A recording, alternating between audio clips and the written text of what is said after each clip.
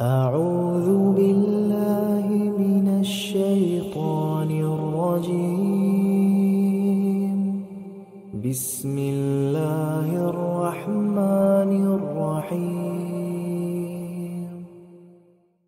ويل للمطففين الذين إذا اكتالوا على الناس يستوفون وإذا كالوهم أو وزنوهم يخسرون ألا يظن أولئك أنهم مبعوثون ليوم عظيم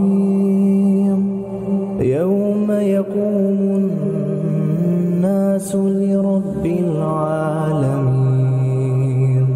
كلا إن كتاب الفجار لفي سجين وما أدراك ما سجين كتاب مرقوم.